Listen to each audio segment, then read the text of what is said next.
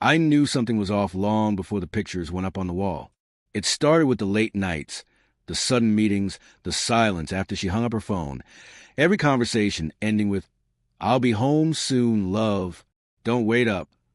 At first, I tried to dismiss the creeping doubt.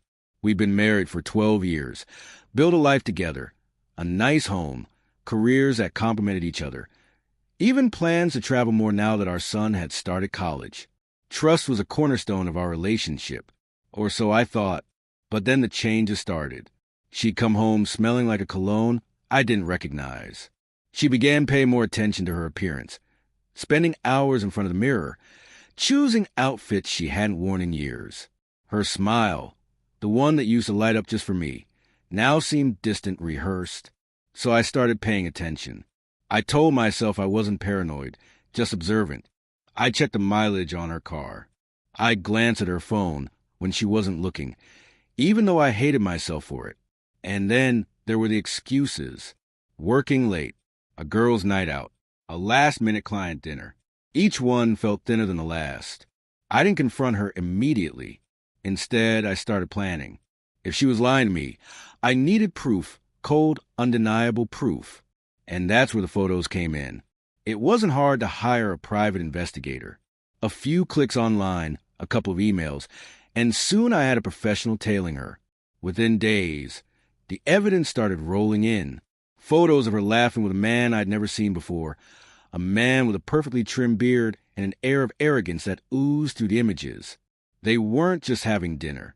They were leaning into each other, her hand resting lightly on his arm, their heads close as if the rest of the world didn't exist. The final straw came on a Saturday when she claimed she had to fly to a conference. The PI's camera captured her checking into a boutique hotel just an hour away. The man joined her 20 minutes later. I'll spare you the details, but suffice it to say, I had everything I needed. For days, I couldn't think straight. I oscillated between rage and heartbreak. This woman who promised to love me for better or worse was sneaking around like a teenager. And for what? For him? I wasn't about to let it slide. If they wanted to burn everything we built, I'd hand them the match and make sure they felt the heat. The idea came to me late one night, staring at the photos spread across my desk. It wasn't enough to confront her. I wanted her to see what she destroyed. I wanted her lover to feel the weight of his actions. I wanted to make sure neither of them walked away unscathed. So I printed the photos. Dozens of them. Every damning image the PI had sent me. I framed them carefully, choosing the most incriminating ones. The intimate dinners, the lingering hugs, the hotel entrance. I spent hours hanging them in our living room, lining the walls like a gallery. Each frame was a testament to her betrayal, a shrine to the lies she told. When she walked through the door that night, I was sitting on the couch, a glass of whiskey in hand. She smiled, her face glowing from her supposed late-night meeting. She didn't notice the photos at first, too busy kicking off her heels and setting her bag on the counter. "You're up late," she said, her voice light. "Everything okay?" I didn't answer. I just watched her, waited. It wasn't until she turned toward the living room that she saw them. Her eyes landed on the first photo, then the next, and the next. Her smile faltered, her steps slowing as she moved closer to the wall. She reached out, trembling fingers brushing against a frame as if touching it might make it disappear. What is this?" Her voice cracked, barely above a whisper.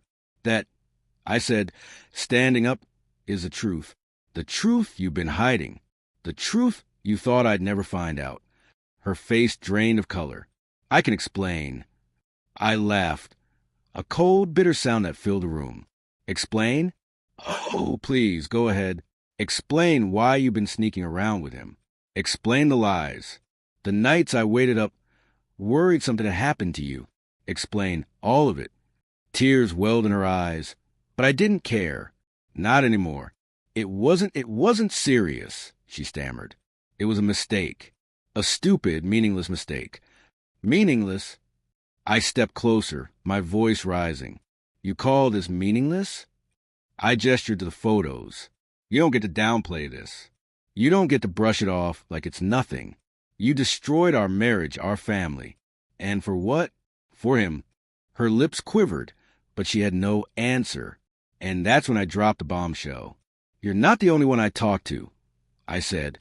"I paid him a visit." Her eyes widened. What did you do?" I smiled, a grim satisfaction coursing through me. I made sure he understood exactly what kind of man he is. I showed him the photos. I told him who I am. I told him what he's done. And you know what he said? She shook her head, tears streaming down her face.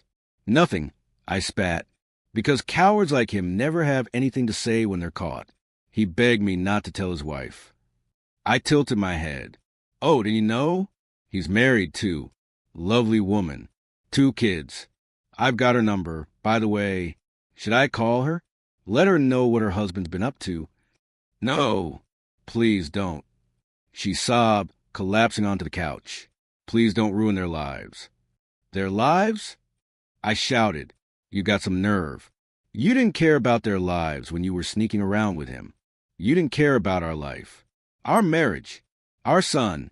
Why should I care about them?" For a moment, the only sound in the room was her crying. I stood there, fists clenched, my heart pounding in my chest. I wanted to scream, to break something, to make her feel even a fraction of the pain she'd caused. But instead, I took a deep breath and stepped back. "It's over," I said, my voice low but firm. "I've already contacted a lawyer. The divorce papers will be ready soon. You can keep this house for all I care.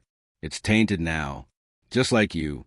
She looked up at me, her face a mess of tears and regret. "Please don't do this. I'll do anything.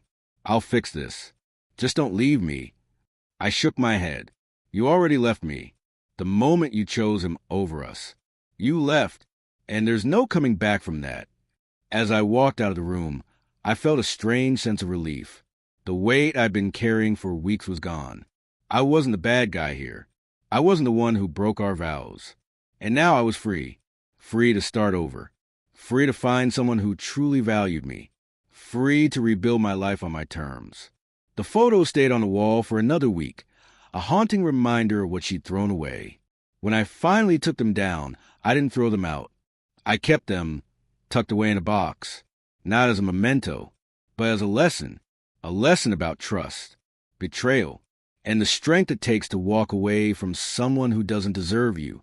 So guys, if you all liked today's story, please like the video and subscribe to our channel. And don't forget to press the bell icon. Thank you for watching.